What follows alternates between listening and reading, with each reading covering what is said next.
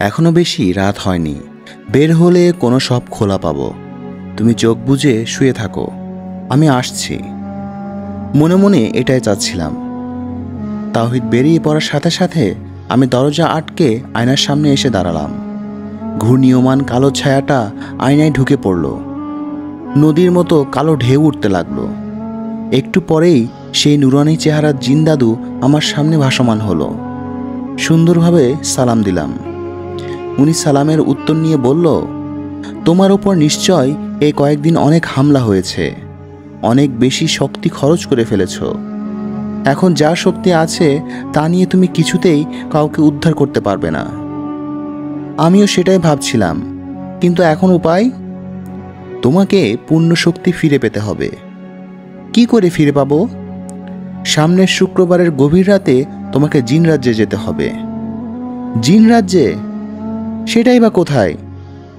আমাকে সেখানে অন্য জিনেরা ঢুকতে দিবে? জিন রাজ্যে ঢোকার পথ কালো ছায়ার পিছু পিছু গেলেই পাবে। সে তোমাকে পথ দেখিয়ে দেবে। জিন রাজ্যে ঢোকা কিন্তু মোটেও সহজ নয়। অনেক সাবধানে থাকতে হবে। এমন কারোর সাথে মিশে এমন কোনো কথা বলবে না যাতে ওরা বুঝে যায় তুমি সাধারণ জিন নও। সব প্রতিকূলতা কাটিয়ে তুমি সুরম্য প্রাসাদে ঢুকে বিশেষ কক্ষ থেকে জিনি তলোয়ার নিয়ে ফিরতে পারো, তবে তোমার পূর্ণ শক্তি ফিরে পাবে। কিন্তু মনে রেখো, প্রাসাদে অনেক কড়া পাহারা, সহজে প্রবেশ করতে পারবে না। একটা ছোট ভুলও তোমাকে সারা জীবন কারাবাস করাতে কিংবা মৃত্যুর কারণ হতে পারে। আর তোমার এই যাত্রার কথা যেন কেউ জানতে না পারে। তারপর কি করবে সব আমি পরে বলে দিব। সাথে করে ছোট আয়না নিয়ে যাও, যে কোনো সময় আমি তোমার মুখোমুখি হতে পারি। আচ্ছা, কিন্তু সে জিনটা কে যাকে আমার উদ্ধার করতে হবে? সেও তোমার মতো বিশেষ জিন, তোমার বংশেরই, যাকে একমাত্র তোমাকেই উদ্ধার করতে হবে। আরও কিছু জিজ্ঞেস করতে যাব এমন সময় দরজায় তাওহিদ কড়া নাড়ল। বারবার কড়া নাড়ছে আর ডাকছে।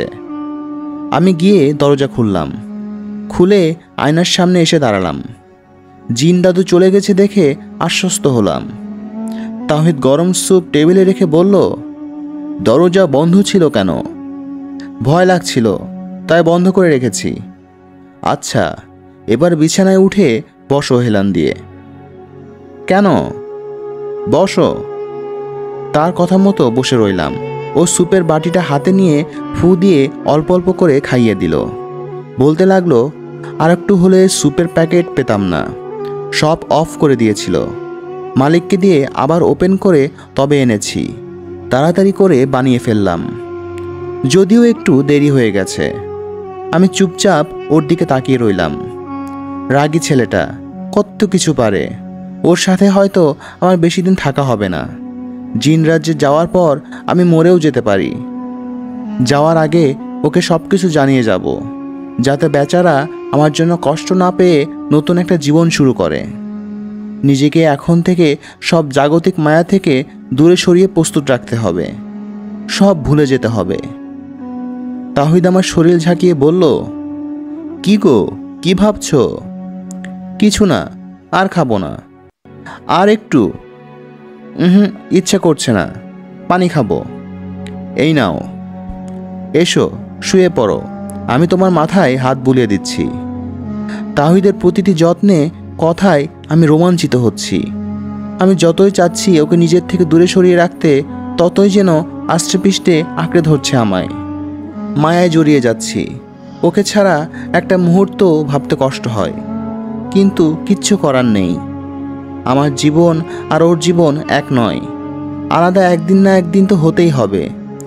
এক ঝটকায় তার হাত সরিয়ে দিলাম। আমি আপনার কাছে সহানুভূতি চেয়েছি? এসব করে কি প্রমাণ করতে যাচ্ছেন? স্বামিত্ব ফলাচ্ছেন তাই না? আমি এসব চাই না, আপনি যান এখান থেকে। তাওহিদের মুখ লাল হয়ে গেছে, এক্ষুনি কেঁদে দিবে মনে হচ্ছে। ঝট করে উঠে চলে গেল। আমি ফুপিয়ে ফুপিয়ে কাঁদতে লাগলাম। ইচ্ছে করছে এক্ষুনি ওকে গিয়ে জড়িয়ে ধরি, ওর চোখের পানি মুছে দিই। কিন্তু আর একটা দিন আমি ওর সাথে আছি। এই একটা দিনে আর ওকে মায়ায় ফেলতে চাই না। উঠে গিয়ে দেখি ও সত্যি ফুপিয়ে ফুপিয়ে কাঁদছে। টেবিলের উপর থেকে সব কিছু নিচে ফেলে দিচ্ছে। মেঝেতে বসে হাঁটুতে মুখ রেখে মন খুলে কাঁদছে। ওর কাছে ছুটে যেতে চাইলাম, কিন্তু আমার মস্তিষ্ক আমাকে বাধা দিল। ওয়াফা মন মরা হয়ে বসে আছে, কারণ এখনও মুহিবের বলা কথাগুলো বাজছে। ওকে ছেড়ে নতুন জীবন শুরু করা আসলেই কি সম্ভব? মুহিবের প্রতিটি কথা আমি অক্ষরে অক্ষরে মেনে এসেছি, বিশ্বাস করেছি। এটাও বিশ্বাস করি আমরা একদিন না একদিন এক হব, কিন্তু নতুন কাউকে নিয়ে সংসার শুরু করা অসম্ভব। এটা আমি কিছুতেই করতে পারবো না। উঠোনে বয়ে যাওয়া বাতাসে আমার চুলের খোলা অংশ মুখে এসে পড়ল। মনে হলো মুহিব যেন আলতো করে সেগুলো সরিয়ে দিল। তক্ষুনি উঠে বসে চারিদিকে ওকে খুঁজতে লাগলাম। কোথাও নেই সে। মা এসে বলল, মুহিবকে খুঁজছিস? আমি উত্তর না দিয়ে ধপ করে বসে পড়লাম। দেখ, যে চলে গেছে সে আর কখনোই ফিরবে না। তার স্মৃতি কেন আঁকড়ে ধরে বসে আছিস? ভুলে যা মা। তাহলে তুমি কেন বাবাকে ভুলোনি? কেন নতুন করে জীবন শুরু করনি? মা রেগে শান্ত গলায় বলল, আমার তো তুই ছিলি, কিন্তু তোর তো কেউ নেই। কিছুদিন পর আমিও কবরে চলে যাব। তখন তোর কি হবে একবার ভেবে দেখেছিস? মা, তুই রাজি হয়ে যা। ছেলে হিসেবে রাফি খারাপ হবে না, ও আগের মতো খারাপ নেই। আর এভাবে জীবনটা নষ্ট করিস না। শুকনো মুখে অন্যদিকে তাকিয়ে বললাম, তোমরা যা ভালো মনে করো তাই করো। মা খুশি হয়ে আমার মাথায় চুমু খেলো। আমার আর কিছু ভাবতে ইচ্ছা করছে না। ভাগ্যটাকে উপরওয়ালার হাতে ছেড়ে দিলাম। যেদিকে নিয়ে যায় সেদিকেই যাব। শুধু বিনিময়ে উনি আমার মুহিবকে ভালো রাখুক, জালেমের হাত থেকে রক্ষা করুক। আমার জন্য আর কিছুই চাওয়ার নেই।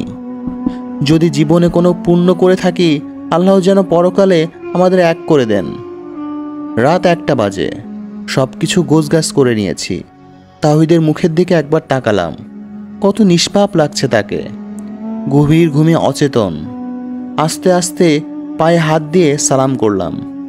জানি না আর কখনো দেখা হবে কিনা। আল্লাহ, তুমি ওকে ভালো রেখো। খামে ভরা চিঠিটা তার মাথার কাছে রেখে দিলাম। ইচ্ছে হলো তার কপালে একটা চুমু এঁকে দিই, কিন্তু ছায়াটা বড্ড তাড়া দিচ্ছিল। কারণ এই সময়ে জিন রাজ্যে প্রবেশের গুপ্তপথ কেবল 1 মিনিটের জন্য খুলে। এর মধ্যে ঢুকতে না পারলে সামনের মাসে 3 শুক্রবার অপেক্ষা করতে হবে। তাই আর কিছু করতে পারলাম না। ছুটে আয়নার কাছে চলে এলাম। শেষবারের মতো তাওহীদের দিকে এক পলক তাকিয়ে আয়নায় লাফ দিলাম। ঢুকে গেলাম অন্য এক জগতে। এখানকার সব কিছু লালচে লাগছে। ছায়াটা আমার দিকে তাকিয়ে বলল, এটা লালাভ ভূমি। এখানে ভূমির মাটি রক্তখেকো মাটি। পদে পদে ধারালো কাঁচ লুকিয়ে আছে। অসাবধানে পা দিবে তো পা কেটে যাবে, আর তোমার শরীর অর্ধেক রক্ত ওরা চুষে নিবে। বিকলাঙ্গ হয়ে যাবে তুমি। অতএব সাবধান। শুনেই ভয় লাগছে। ভালো করে তাকিয়ে দেখলাম মাটিতে অনেকটা অংশ ছুঁড়ে রক্ত ছিটানো। তার মাঝে মাঝে একটু খালি খালি জায়গা। সেখানের মাটিতে রক্ত নেই, সাধারণ মাটির মতোই। বিসমিল্লাহ বলে রক্তমাখা মাটিতে পা দিলাম। দেখে দেখে সব রক্তমাখা মাটিতে পা দিয়ে লালাভূমি থেকে বের হয়ে আসলাম। ছায়াটা ডিবির উপর আমার জন্য অপেক্ষা করছিল। আমাকে দেখতে পেয়ে খুশি হলো এবং বলল, তুমি খুব বুদ্ধিমতী। আল্লাহর রহমতে তোমার কিছুই হয়নি। শুকরিয়া আল্লাহর দরবারে। কি করে করলে এটা? আমার কাছে এটা খুব নিপুণ ফাঁদ মনে হয়েছে। রক্তমাখা জায়গাগুলোই নিরাপদ, কেননা রক্ত দেখলে কেউই সেখানে ভয়ে পা দিবে না। খালি মাটিতে পা দিয়ে আসবে, আর সেখানে লুকিয়ে থাকবে ধারালো কাজ। এই না হলে জিনকন্যা। এসো, এগিয়ে যাই আমরা। মনে একটু স্বস্তি লাগলো একটা ধাপ পার হতে পেরে। জানি না আর কতটা ধাপ এভাবে পাড়িয়ে গেলে আমি সফল, কিংবা কোনো ধাপে লেখা আছে আমার মৃত্যু। আল্লাহ মালুম। তারপর ছায়াটার পিছু পিছু আবার হাঁটতে লাগলাম। যতটা সামনে এগোচ্ছি তাওহীদের সেই নিষ্পাপ ঘুমিয়ে থাকা চেহারার কথাটা মনে পড়ছে। ইচ্ছে করছে ছুটে যায় তার কাছে, কিন্তু না, তা তো এখন আর সম্ভব নয়। সামনে এগিয়ে যাওয়াটা যতটা দুঃসাধ্য ভয়ঙ্কর, ঠিক তেমনি এখান থেকে পিছপা হওয়াটা আরও বেশি ভয়ঙ্কর। কিছুটা যেতেই একটা বিশাল জলাশয় পড়ল। ছায়াটা থমকে গিয়ে বলল, এই জলাশয়ের উপরে রয়েছে জিন রাজ্যের গুপ্ত সদর দরজা। এই ধাপটা ভীষণ কঠিন, হয়তো মরতে হবে নয়তো মারতে হবে। এই জলাশয়ের পানি অনেক বেশি ঠান্ডা, বরফ গলা পানি বলতে পারো। 15 মিনিটের বেশি থাকলে দম বন্ধ হয়েই মারা যাবে। তাছাড়া এই জলাশয়ে যোগ আর কৃমিরূপী অনেকগুলো জিন রয়েছে। এরা অনেক দিনের অভিশপ্ত আর প্রচণ্ড হিংস্র। তুমি পানিতে নামার সাথে সাথেই এরা তোমাকে আক্রমণ করবে। শুনে ঢোক গিলে একবার জলাশয়ের দিকে তাকালাম। দেখতে ভীষণ শান্ত এবং সুন্দর, কিন্তু এর পিছনে এটার এত ভয়ানক রূপ। ছায়াটা আমাকে বলল, এই পুরোটাই তোমাকে সাঁতরে পার হতে হবে, আর সেটা 15 মিনিটের মধ্যেই।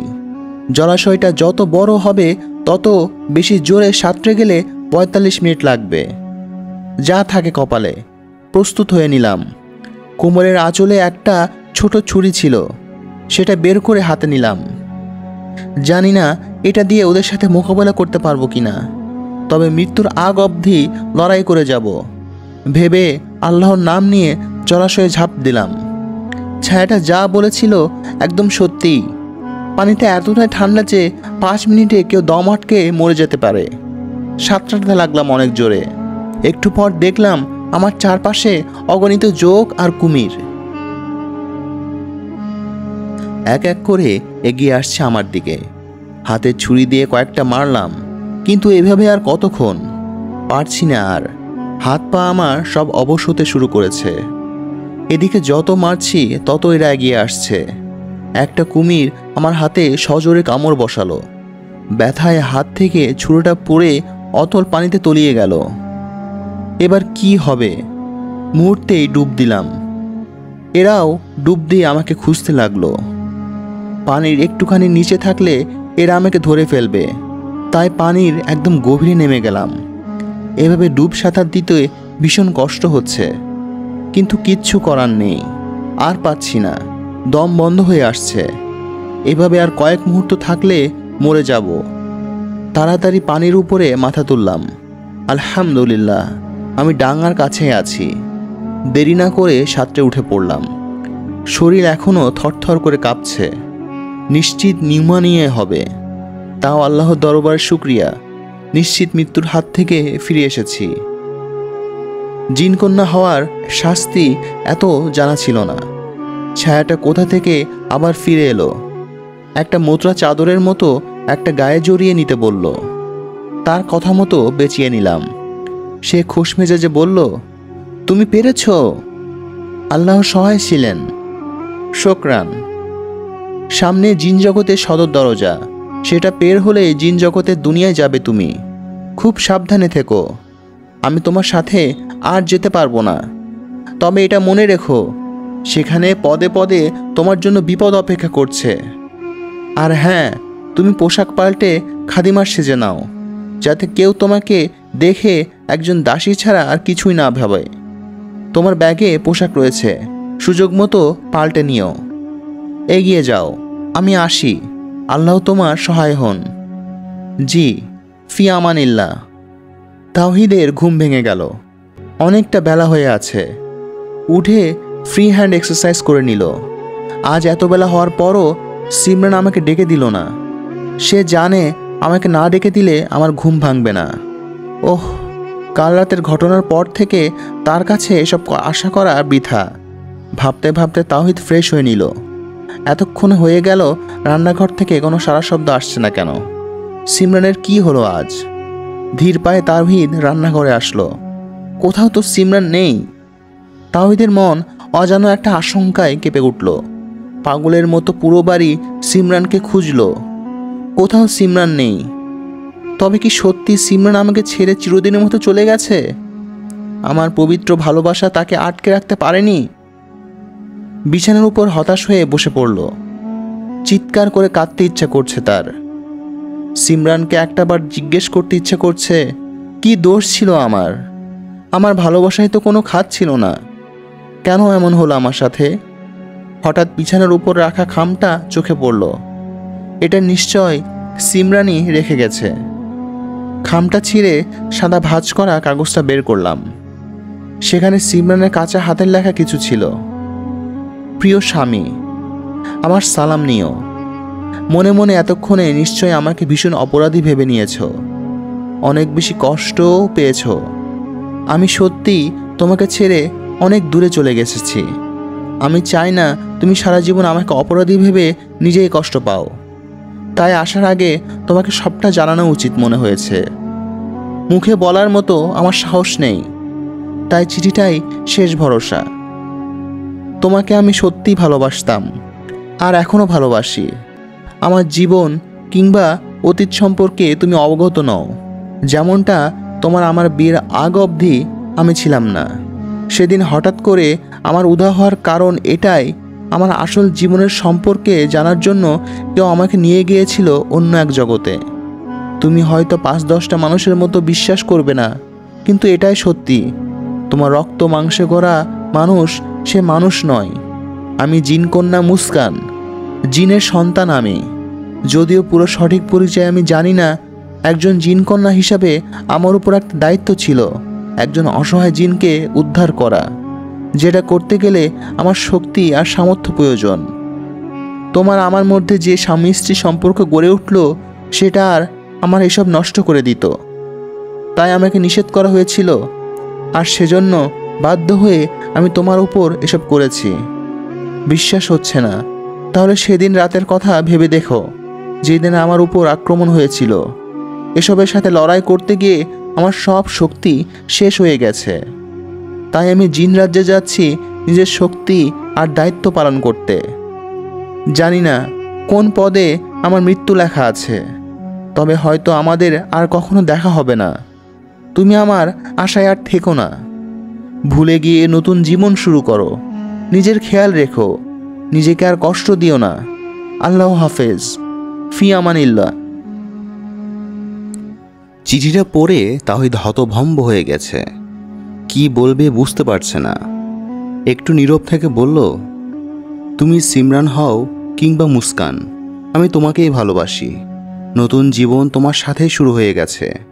তোমার জন্যই অপেক্ষা করব সারাটা জীবন। আল্লাহ, তুমি ওর সহায় হও। মুস্কান পোশাক পাল্টে নিল। ছোট আয়নায় দেখে নিল তাকে একজন খাদিমার মতোই লাগছে। তার 2 কদম সামনে বিশাল স্বর্ণের দরজা। দরজার উপরে আরবিতে লেখা, এই জগৎ তারই জন্য যে আগুনের তৈরি। আল্লাহ নিশ্চয় জিনকে আগুন দিয়ে তৈরি করেছেন। শুকর করুন তার দরবারে। সদর দরজায় কোনো পাহারা নেই দেখে অবাক হলাম। অবশ্য এর আগে যত কঠিন ধাপ আছে তাতে সাধারণ কারো পক্ষে অতিক্রম করা অসম্ভব। এজন্যই হয়তো নিশ্চিন্ত আছে তারা, কোনো পাহারাও নেই। আয়নাটা ব্যাগে ঢুকাতেই আয়নায় ভীষণ জোরে আঁচড় কটার শব্দ এলো। আয়নাটা আবার হাতে নিলাম।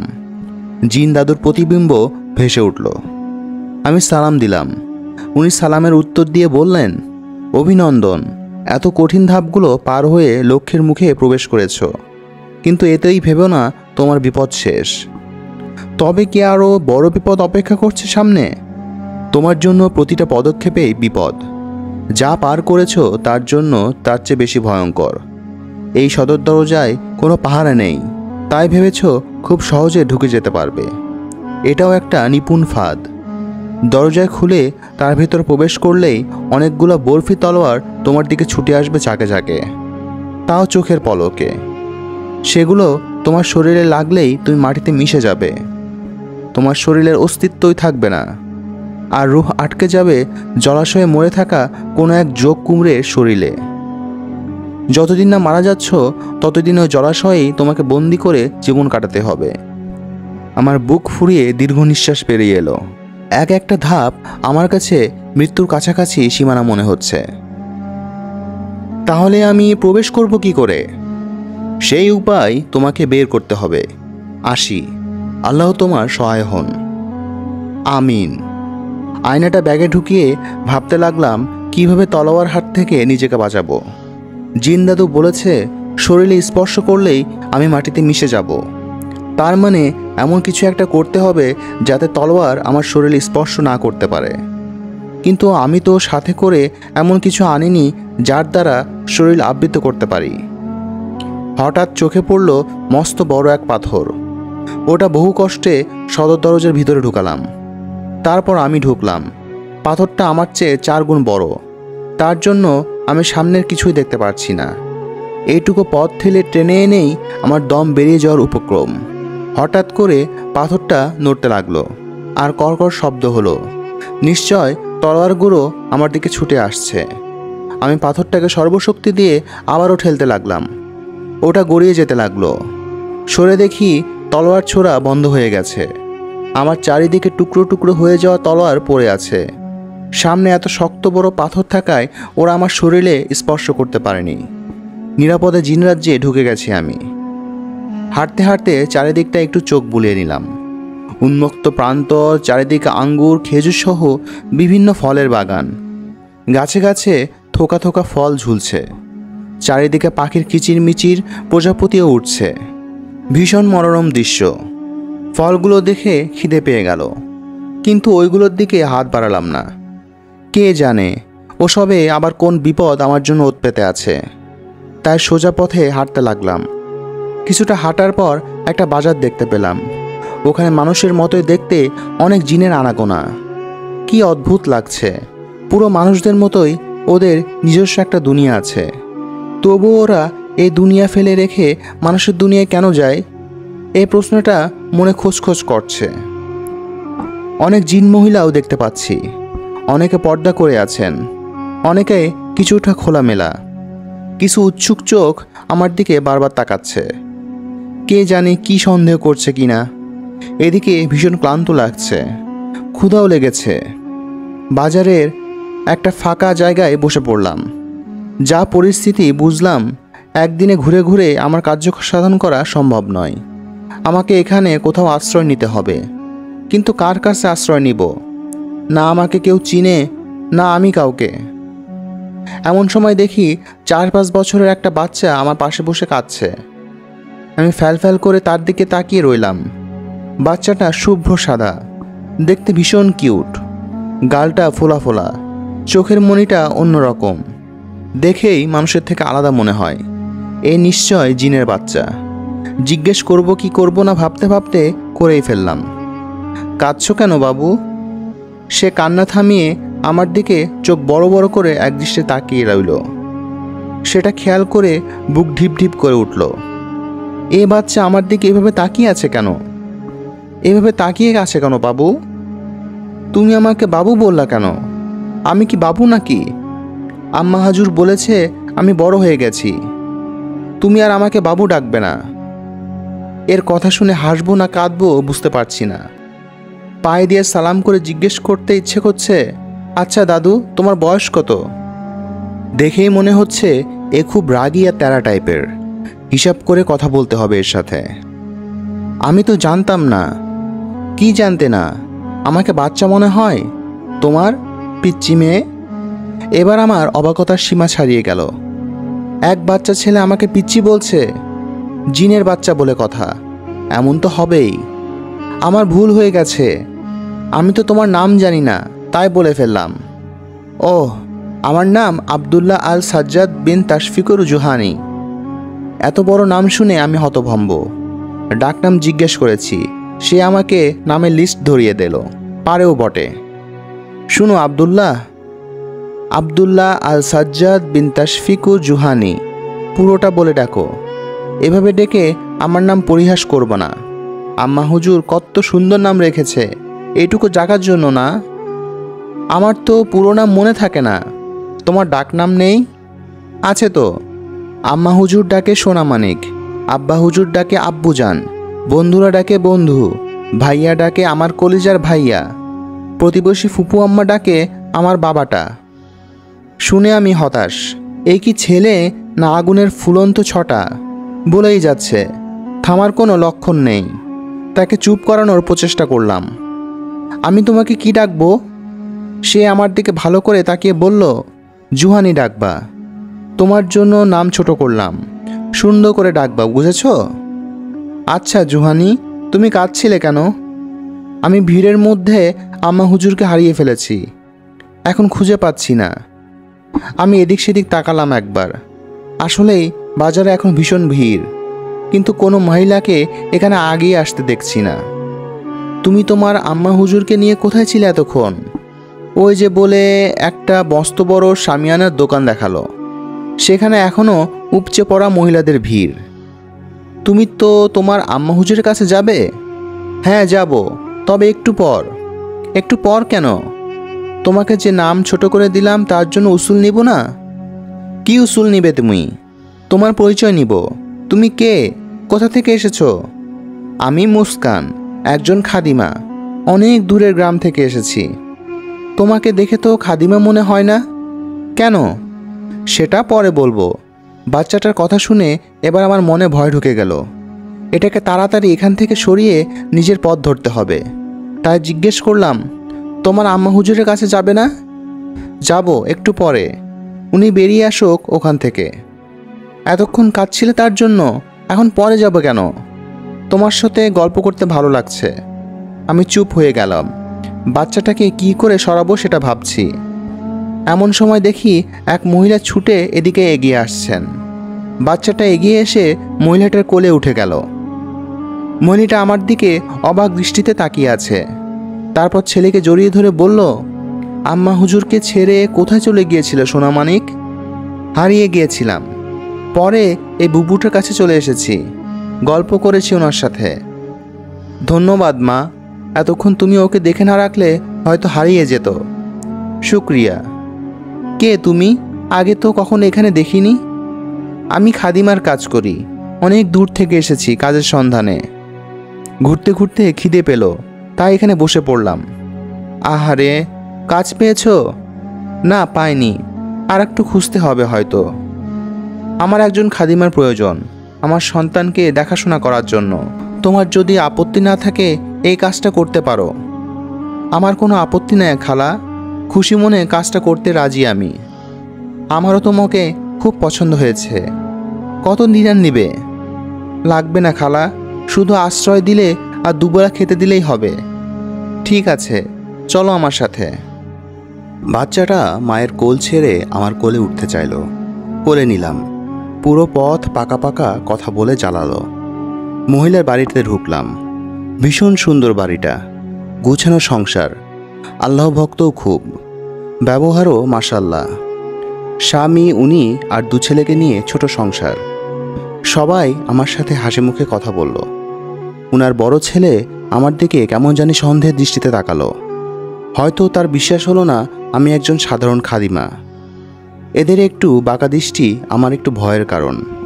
নিজের জানমালের ভয় নয়, ভয় এটাই যদি কোনোভাবে ধরা পড়ে যায় তবে আমার কার্যসাধন হবে না কিছুতেই। জুহানির সাথে আমার গলায় গলায় ভাব হয়ে গেল। ভীষণ মিষ্টি ছেলে, সারাক্ষণ বুবু বুবু বলে পিছনে লেগে থাকে। তাওহীদের কথা ভেবে মনটা বেশিক্ষণ খারাপ থাকতে পারে না পিচ্চিটার জন্য।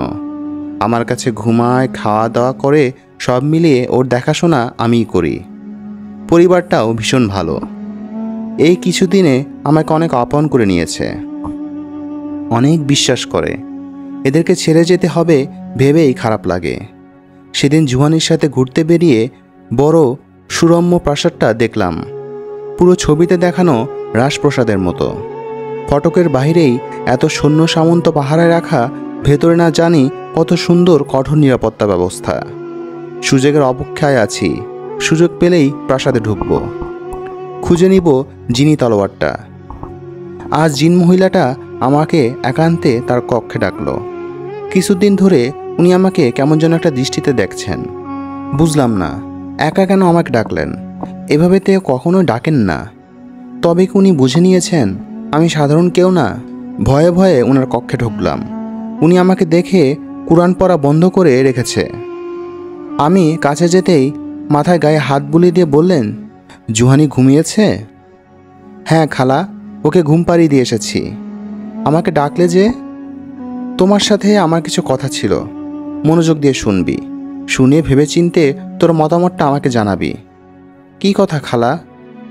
এই কয়েকদিনে তুই আমাদের অনেক আপন হয়ে গেছিস। তোকে আমাদের খাদিমা মনে হয় না, নিজের মেয়ে মনে হয়। অনেক মায়ায় বেঁধে দিয়েছিস সবাইকে। এই পরিবারটাকে আমার নিজের পরিবারই ভাবি খালা। সে আমি জানি, কিন্তু আমি তোকে এই পরিবারে একজন করে নিতে চাই স্থায়ীভাবে। তোকে বৈধ হতে দিতে চাই। কি করে? আমার বৌমা বানিয়ে। আমার বড় ছেলে জুরাইনের বউ বানাবো তোকে। তাতে তুই আমাদের পরিবারের একজন হয়ে যাবি। তোর মতো এত ভালো একটা মেয়েই আমার জুরাইনের জন্য খুঁজছিলাম। জুরাইনও তোকে ভালোবাসে, পছন্দ করে, সেটা আমি জানি। তুই ভেবেচিন্তে আমাকে জানা। আশা করি তোর কোনো আপত্তিই থাকবে না। তুই আমার কথায় সম্মতি জানাবি। যেহেতু এটা পুরো জীবনের একটা ব্যাপার, তুই একটু ভেবে দেখ কেমন। যা, এখন নামাজ পড়ে খেয়ে নে। আমাকে কোনো কথা বলার সুযোগই দিল না। বড় একটা ঝামেলায় ফেসে গেলাম। আশ্রয়ের উপায় করতে গিয়ে নিজের বিপদই ডাকলাম। যে করেই হোক এই পরিবারের ভুল ভাঙিয়ে আমাকে প্রসাদে প্রবেশ করতে হবে। তারপর তলারটা নিয়ে এখান থেকে ফিরে যাব। একের পর এক ঝামেলা হয়ে আসছে। জীবনটাই গোলকধাঁধা। যেদিকেই যাই সবই একই পথ। দেরি না করে উপায় ভাবতে হবে, কি করে প্রাসাদে যাওয়া যায়। এইসব ভাবতে ভাবতে বাসা থেকে বের হয়ে রাস্তায় হাঁটা দিলাম। কিছু দূরে অনেক মেয়ের জটলা দেখে এগিয়ে আসলাম। কথা বলে জানতে পারলাম প্রাসাদের জিন সর্দার তার নিজের জন্য বিশ্বস্ত খাট জারিয়া খুঁজছেন। তাই আগ্রহীদেরকে কাল সকালে মনোনয়নের জন্য যেতে বলেছেন। শুনে খুশি হলাম। প্রাসাদের ভিতরে ঢোকার একটা সুযোগ পেয়ে গেলাম। কোনোভাবে খাস জারিয়া হিসেবে নির্বাচিত হলে প্রাসাদে থাকার সুযোগ পেয়ে যাব, আর সেটা কাজে লাগিয়ে বিশেষ কক্ষ খুঁজে বের করব। বাসায় ফিরেই জুহানি ছুটে এসে আমাকে শক্ত করে জড়িয়ে ধরল। এতক্ষণ তুমি কোথায় ছিলে বুবু? ঘুম থেকে উঠে তোমায় কত খুঁজলাম। এভাবে না বলে কোথায় যাও তুমি? ভয় লাগে না পিচ্চি মেয়ে? কোথাও যায়নি সোনা, তোমার বুবু তোমার কাছেই তো আছে বলে জড়িয়ে ধরে চুমু খেলাম। খালা এসে আমাকে জিজ্ঞেস করলো, কোথায় গিয়েছিলি মা? বাইরে গেছিলাম। এতক্ষণ লাগলো কেন ফিরতে? প্রাসাদে খাস খাদেমা নেয়ার জন্য ঘোষণা করা হয়েছে, সেটার ব্যাপারে জানতে গেলাম।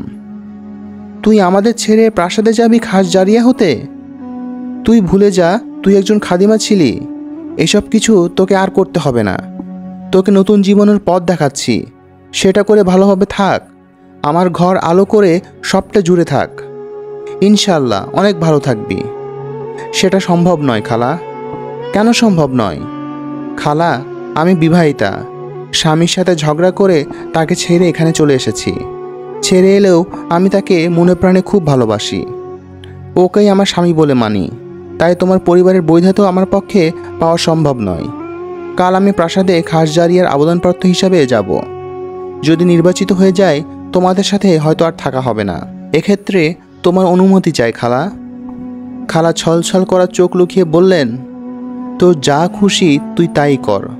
তোর আপন হতে পারিনি, আমি কে তোকে অনুমতি দেওয়ার? দুদিনের জন্য মায়া দেখাতে এসেছিস কেবল বলে খালা হনহন করে চলে গেল। জুহানি কয়েকবার ডেকে থমকে গিয়ে আবার আমার দিকে তাকিয়ে বলল, তুমি সত্যি আমাকে ছেড়ে চলে যাবো বুবু? হ্যাঁ। আমাকে আবার জড়িয়ে ধরে বলল, যেও না বুবু, আমার খুব কষ্ট হবে না। যেতে হবে সোনা, বেঁচে থাকলে আল্লাহ চাইলে আবার দেখা হবে। ও আমাকে ছেড়ে দিয়ে কাঁদতে কাঁদতে বলল, তুমি আর আমার সাথে কথা বলবা না, খুব বাজে তুমি। দৌড়ে চলে গেল। পিছন থেকে ডাকার সাহস পেলাম না। সত্য যেটা সেটাই বলেছি। শত চেষ্টা করলেও ওর কাছে থাকা আমার সম্ভব নয়। আমার কাঁধের উপর যে অনেক দায়িত্ব।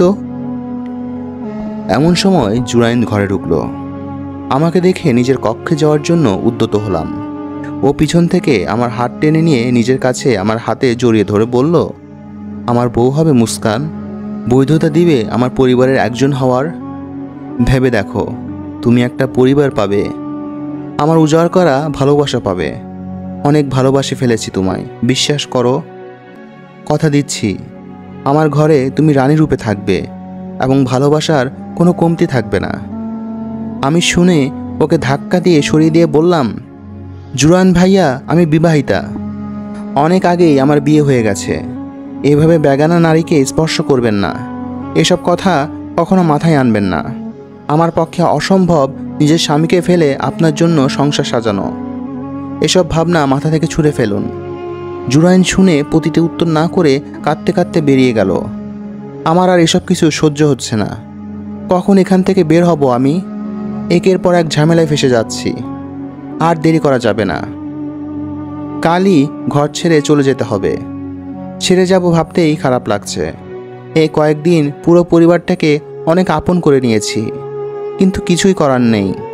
একদিকে আমার দায়িত্ব, অন্যদিকে আমার স্বামীর প্রতি ভালোবাসা। কোনোটাই হার মানতে দিব না। সকাল হতেই সব গুছিয়ে কাউকে কিছু না জানিয়ে প্রাসাদের উদ্দেশ্যে বেরিয়ে পড়লাম। ইচ্ছে করেই জানাইনি। বিদায়বেলা কোনো নতুন মায়ের বন্ধনে আটকা পড়তে চাচ্ছি না। জুহানি আমাকে চলে যেতে দেখে আড়ালে ধরে কান্নাকাটি শুরু করবে, যার কারণে আমি ওকে ছেড়ে যেতে ইচ্ছা করবে না। ঘুমন্ত অবস্থায় ওর কপালে চুমু দিয়ে চলে এসেছি। ভালো থাকুক ও, কখনোই ভুলবো না ওকে। প্রাসাদের সামনে তো প্রচুর ভিড়। অনেক মেয়ে জটলা বেঁধে আছে। এক একজন করে ঢুকছে আর মুখ কালা করে বেরিয়ে আসছে। মনোনীত হতে পারিনি বোধ হয়। আমারও ভীষণ চিন্তা হচ্ছে। আল্লাহ, তুমি আমাকে এই সুযোগটা পাইয়ে দাও। যে করেই হোক আমাকে নির্বাচিত হতেই হবে। এক সময় আমার ডাক আসলো। প্রাসাদের ভিতরে ঢুকতে ঢুকতে দেখলাম অনেক বিলাসবহুল সাজানো প্রাসাদটা, আর বড়ও অনেক। সৌন্দর্য দেখে চোখ ফেরানো মুশকিল। এত বড় প্রাসাদের কোন কোনায় বিশেষ কক্ষটি আছে কে জানে। খাস দরবারে প্রবেশ করলাম। প্রবেশ করতেই দেখলাম বড় পালঙ্কের এক কোনায় পায়ের উপর পা তুলে এক সুদর্শন ছেলে বসে আছে। বয়স তাওহিদের সমানই, লম্বাটে, গোলাকার চেহারা দেখেই মনে হয় খুব শক্তিশালী আর কঠিন প্রকৃতির। আদবের সহিত সালাম দিলাম। উনি সালামের উত্তর দিয়ে বললেন, নাম কি তোমার? মুস্কান। খাস জারিয়া হতে এসেছ, কি কি কাজ জানো? আলহামদুলিল্লাহ, সবই পারি। ভরসা করে দেখতে পারেন, বাকিটা আমার কাজই বলবে। আমাকে দেখে শুনে রাখা, আমার সব কাজ করে দিতে পারবে তো? আস্থা রাখতে পারবেন। আমার খাস জারিয়া হতে হলে সৎ, সাহসী, দক্ষ এবং বুদ্ধিমতী হতে হবে। কেননা তোমাকে দিয়ে আমি সামান্য ছোটোখাটো কাজ করাবো না। আমার বিশ্বাস আছে আমার মধ্যে সবগুলোই আছে। তবু আপনি যাচাই করতে পারেন। ঠিক আছে, তাহলে হয়ে যাক এক দফা পরীক্ষা। জি, আমি প্রস্তুত। উনি হাতের ইশারা করতেই এক দাসী আমার সামনে পানি ভর্তি পাত্র নিয়ে এলো। জিন সর্দার আমার দিকে চেয়ে বলল, এই পানি ভর্তি পাত্রের দিকে তাকাও। দুটো পাথর আছে সেখানে, একটা সাদা, একটা রঙিন পাথর। তোমাকে শুধু দেখে বলতে হবে এখানের কোন পাথর বেশি মূল্যবান আর কোনটি মূল্যহীন। আমি পাত্রের দিকে কিছুক্ষণ তাকিয়ে ভালো করে ভাবলাম। দুটো পাথরই পানির নিচে ঝকঝক করছে। ধাঁধায় ফেলে দিল উনি আমাকে। কিছুটা সময় পর উনি জিজ্ঞেস করলেন, তুমি কি উত্তর দিতে প্রস্তুত? আমি মাথা নাড়িয়ে বললাম, এই পাথর দুটো অধিক মূল্যবান, কিন্তু রঙিন পাথরটা অধিক মূল্যবান। কেননা সেটা রঙিন পাথর না, ওটাই আসল সাদা পাথর। আর যে সাদা পাথরটা আছে সেটা রঙিন পাথর, তার উপর কেবল সাদা প্রলেপ করা হয়েছে। উনি অবাক হয়ে জিজ্ঞেস করল, কি করে বুঝলে? আসল জিনিস আর আসল রূপ যে কোনো সময়ই দেখায়। পানির নিচে রঙিন পাথর বেশি ঝকঝক করছিল। উনি আমাকে অভিনন্দন জানিয়ে বলল, তুমি মনোনীত হয়েছ। আজ থেকে তুমি আমার খাস জারিয়া হিসেবে এ প্রাসাদে বিচরণ করবে। দাসী, ওকে দাসী মহলে নিয়ে যাও। ওর যাতে কোনো অসুবিধা না হয় দেখবে। মহলে ঢুকে পালঙ্কে গা এলিয়ে দিলাম। আর ভালো লাগছে না এসব। তাওহিদের কথা ভীষণ মনে পড়ছে। আজ যদি জিনকন্যা না হয়ে কোনো সাধারণ মেয়ে হতাম, তবে সুখের সংসার করতাম দুজন মিলে। আচ্ছা, কেমন আছে ছেলেটা? আমার চিঠিটা পড়ে নিশ্চয় খুব কষ্ট পেয়েছে। ও কি সত্যিই আমাকে ভুলে গিয়ে নতুন করে জীবন শুরু করে ফেলল? কিছুদিনের মধ্যেই জিন সর্দারের মন জয় করে ফেলেছিলাম। তার সব কিছু নিপুণভাবে সামলাতে লাগলাম। তার সব দেখাশোনা আমিই করি। আমার মতামতকে প্রাধান্য দিতেন। একদিন কথায় কথায় জিজ্ঞেস করলাম, এই মহলের সবচেয়ে কড়া নিরাপত্তা কক্ষ কোনটি? এটা এই মহলের কোথাও পাবে না। তবে কোথায় আছে সেটা? আমার দিকে রাগান্বিত চোখে তাকিয়ে বলল, খাস জারিয়া আছো সেটাই থাকো। এসবের বাইরে আর কোনো ব্যাপার নিয়ে মাথা ঘামাবে না। মন খারাপ করে চলে এলাম। এর পেট থেকে কিছু বের করা যাবে না, যা করার আমাকেই করতে হবে। কিন্তু কি করা যায়? একটু ভাবার পর একটা বুদ্ধি পেয়েছি। এখন সাবধানে কাজে লাগাতে পারলেই হলো, আর কোনো সমস্যা থাকবে না। বিকেলে জিন সর্দার সুলাইমান যখন রাজকার্যে নিজের কক্ষের বাইরে গিয়েছিলেন, খুব সাবধানে তার কক্ষে প্রবেশ করলাম। পুরো কক্ষ ভালো করে পর্যবেক্ষণ করলাম, এই আশায় যদি বিশেষ কক্ষটা কোথায় সেটা জানা যায়। খুঁজতে খুঁজতে হয়রান হয়ে গেলাম, তাও পেলাম না। এমন সময় কারো আসার ইঙ্গিত পেয়ে বড় ট্রাঙ্কটার পিছনে লুকিয়ে পড়তে গেলাম। ততক্ষণে সুলাইমান আমাকে পেছন থেকে ডাকলেন, মুস্কান।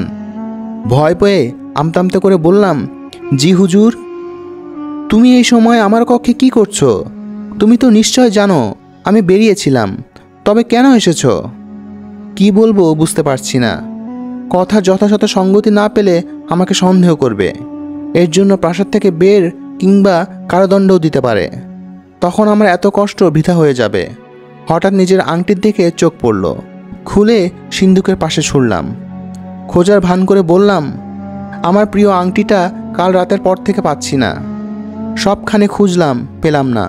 ভাবলাম কাল রাতে তো আপনার কক্ষে এসেছিলাম, এখানে পড়ে গেল নাকি, তাই আপনার অনুমতি ছাড়াই খুঁজতে এলাম। ভুল মার্জনা করবেন।